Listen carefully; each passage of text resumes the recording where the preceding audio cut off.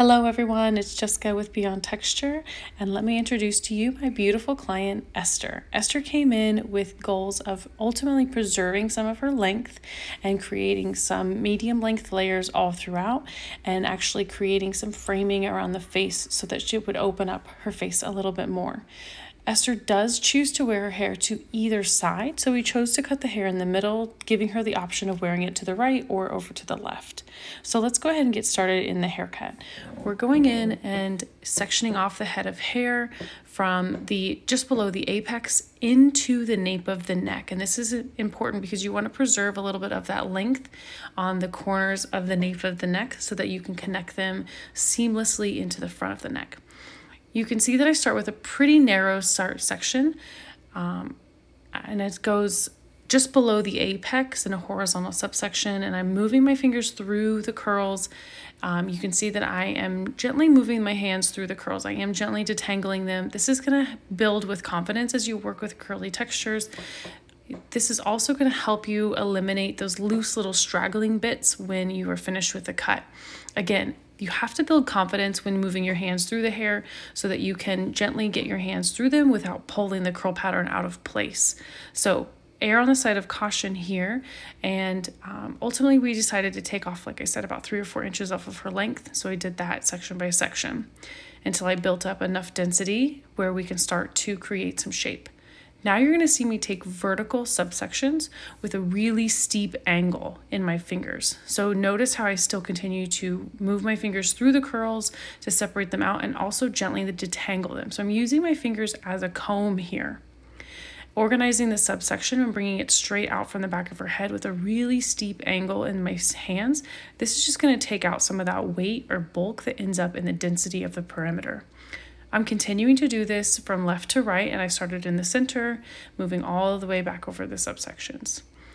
Working in horizontal subsections, vertical subsections, again, reiterating that really steep angle, and I'm just coming off straight off from the back of the head. So this is a medium layer of elevation, which is going to preserve ultimately the weight, but with that really steep angle is going to reduce some of the weight as well. So you're not compromising too much of that density of the perimeter. Now you'll see that I've just dropped down my neck subsection, moving up the head shape with a little bit, so I am creating a little bit more elevation, but I still mimic that same angle with my fingers to move the layers up in the back. So now I'm on the front side of the haircut, and I'm using my horizontal subsections to connect all the way down into the perimeter. And I'm going to cut just straight across. I tend to keep these lines pretty horizontal and not trying to curve as I move up the face frame yet. I only want to create some angles around the face frame when I can identify which hair sits up against the face. So really isolating the problem, knowing which hair it actually contributes to the overall face framing is really important. So continuing to drop down horizontal subsections, kind of taking some time to organize the subsections so that you understand where each curl pattern really lives on the head. It's kind of like laying out pieces to a jigsaw puzzle, and like you've isolated out what section of the puzzle you're working on, and now you're just kind of laying out the puzzle pieces to see where they all belong. So I'm continuing to create a strong horizontal perimeter here, using my fingers very widely as my comb. So it's almost like I'm using a wide tooth comb with my fingers to gently detangle and organize those curl patterns as I see fit. Now that I've gone in and dropped down another horizontal subsection, and now you're going to see me take vertical subsections pretty deep. So this is almost the width of the length of my whole hand. And it's important here because I'm connecting two subsections.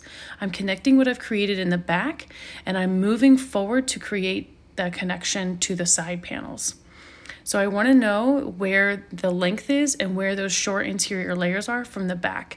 And I'm going to mimic that same angle with my fingers. So you should be able to identify 2 guides here, which is going to help you create a really long, steep angle coming out from the shortest layer in the crown and connecting into the length on the side.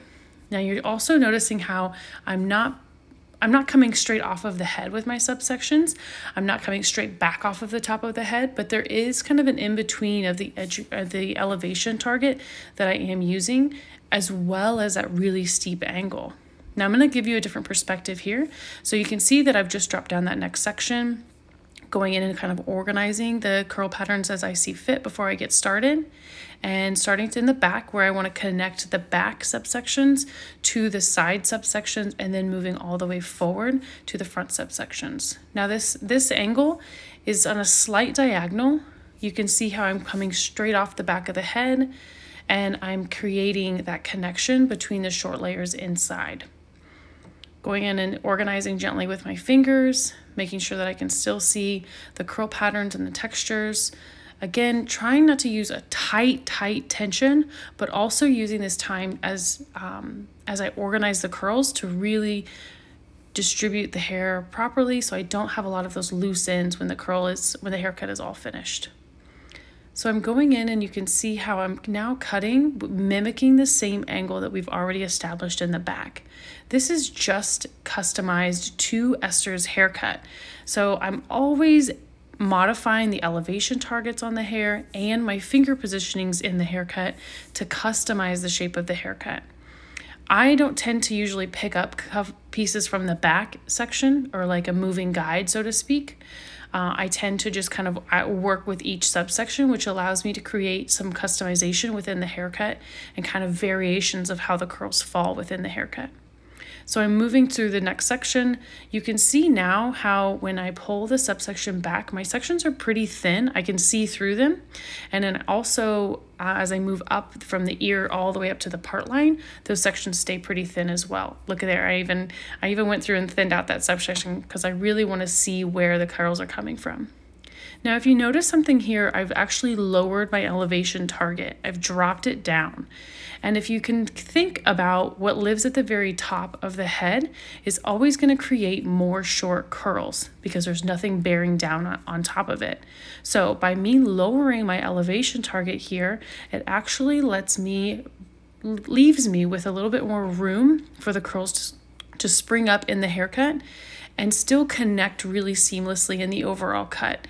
I always get into the habit of like fluffing out my shape overall too, because this is a very three-dimensional shape. And so I want to see it really come to life in this perspective, because we know when we get it detangled that it starts to condense back down again. So now I'm going to go into the very front subsection, and this is going to create some nice subtle framing around Esther's face. Notice how I have her look all the way up, and I'm just taking the hair from the part line to about the corner of her eyebrows or into that recession. And I'm using my over direction as I bring it towards her face, really flush with her face almost. This is important because a lot of us want to elevate it straight off and up and into the air. But this maneuver, when you bring it down towards her face, is actually going to help you preserve some of the length and just create a soft angle. Notice how steep my angle targets are with my fingers there and the angles of my scissors. And because of her density, I'm actually choosing to go back 2, even 3 sections into my haircut. And I'm using that same target where I bring it all the way down and forward. And then I'm cutting a very steep angle into her haircut. This is, again, customizable to Esther.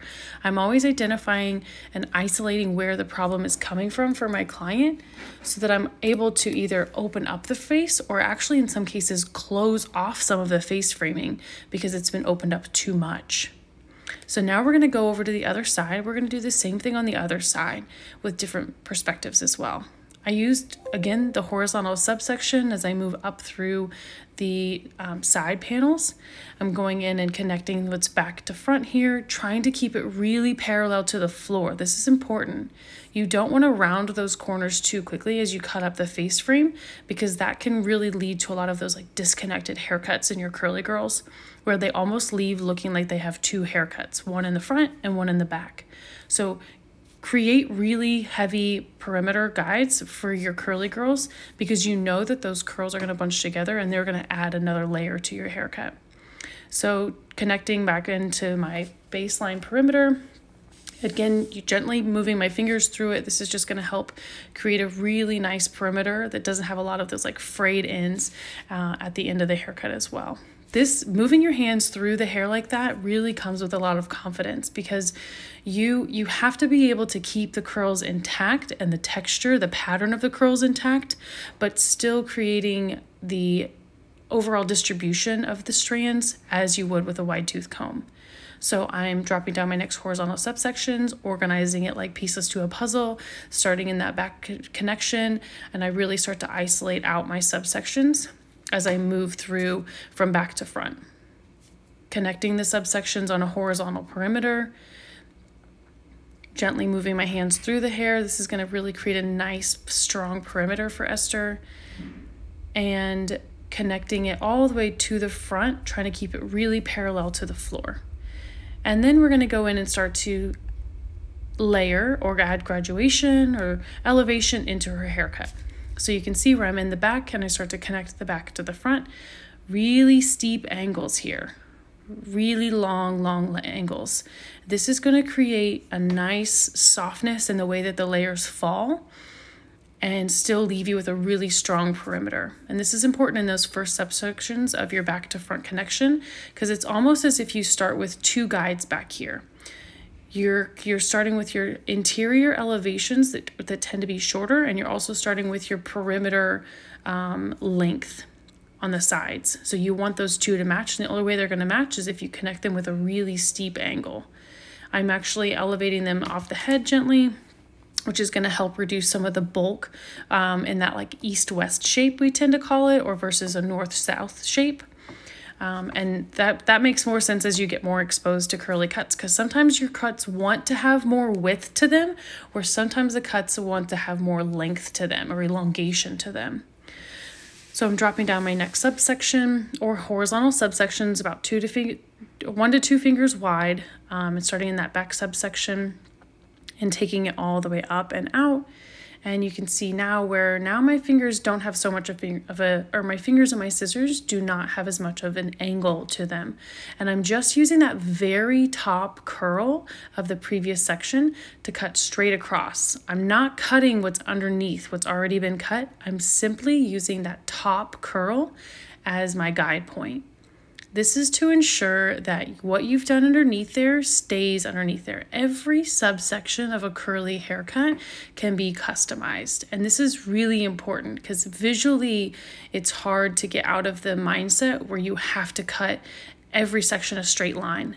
There are lots of variations of angles and elevations that I incorporate with every single haircut. So I'm cutting straight across. I am still pulling it with the elevation off the top of the head. It's not flush with the top of the head or straight back with the top of the head. It is kind of like in between, I'd say. And it's not coming straight out like we normally would or straight up. So it's slightly in between there, bringing it more back than up in the sky. And dropping down now to keep fluffing and opening it up. I want to see the fall of the curls, that roundness starting to take place. I'm also being mindful here of not only what's happening below the cut, what I've already created, but how many sections or how much more density of the haircut do I have left to create more shape on top. So it's kind of like the as above, so below idea, that we still have a couple more subsections here to create some of those shorter interior layers that we've already created on the other side. So organizing the pieces to the puzzle, starting to move that hair out where it lives. And just as you can see where I'm pulling each section out, that tends to be aligning with where I take the subsections, and that's really important. So I'm starting in the back here and I'm creating the connection from the back to the front. And you can see how I bring out the subsections, organize them with my fingers. It's like a wide tooth comb, trying to see which angles work best here. It's hard when you're just one person, but you can see that vertical subsection is coming straight back off the top of the head. And if you bring it all the way out, you notice how I'm cutting like parallel almost to the floor. If I followed the same steep angle that happened in the back, that would take out a lot more weight in the back.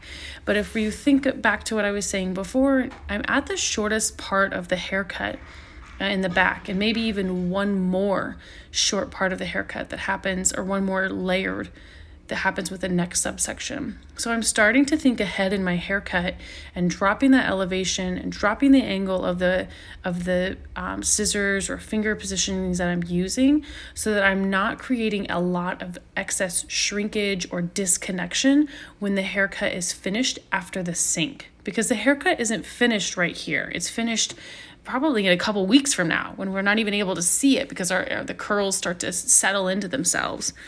So this is important. I'm always thinking not only what I'm cutting now, but what the curls are going to do after we hydrate them, and then what the curls are going to be able to do when she takes them home and styles them herself. So my elevation has shifted. I'm coming straight off of the top of the head, where before I was coming into the air a little bit more. And you're noticing how I'm connecting it with more of a horizontal scissor placement rather than that angled scissor placement, which is going to start to drop that section or those elevations or the layers down a little bit. I'm still layering the haircut because I'm still elevating it off the top of the head, but it's not going to create such short layers in the top of the crown.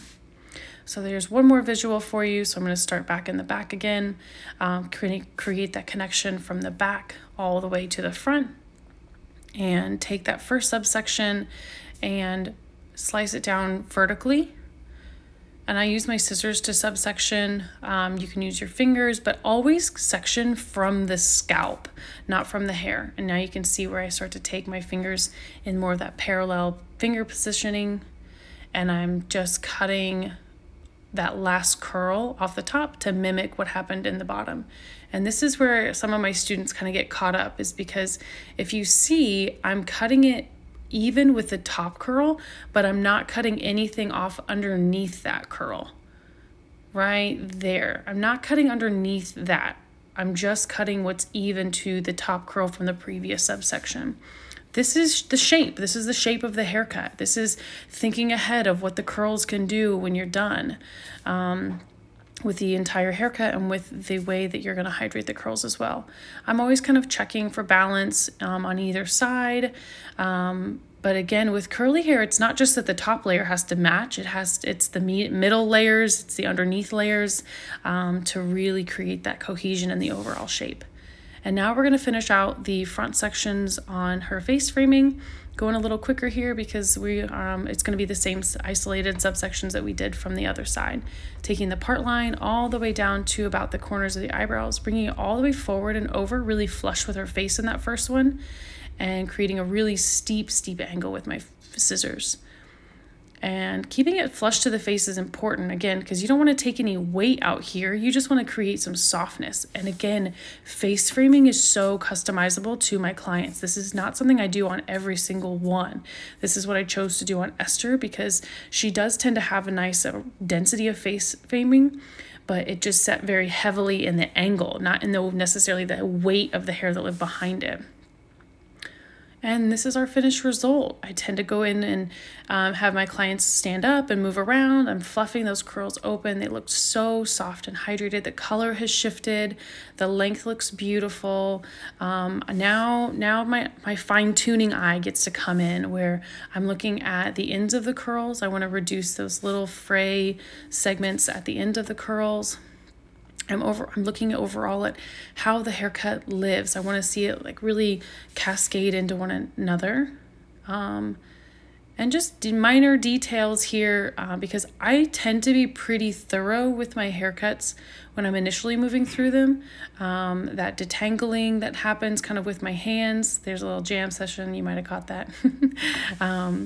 But these are things that are really important because then I get to just do a little bit of fine tuning at the very end. My haircuts tend to last anywhere from 30 to 40 minutes, and then we'll spend another 30 or 40 minutes at the sink, and then she's drying for another 20 minutes, 30 minutes, and then we do some final edits and fine tuning. So I always have them moving around and flipping it side to side so I can see how it falls, especially since she does tend to do it this way on her own. And here are your finishing results. We chose to style with the middle part today, make sure we can check for balance. Beautiful cascade of curls, just looks so shiny and plump and glossy, and you can see the back and how that cascades beautifully in the back as well. I hope you enjoyed. Stay tuned, guys.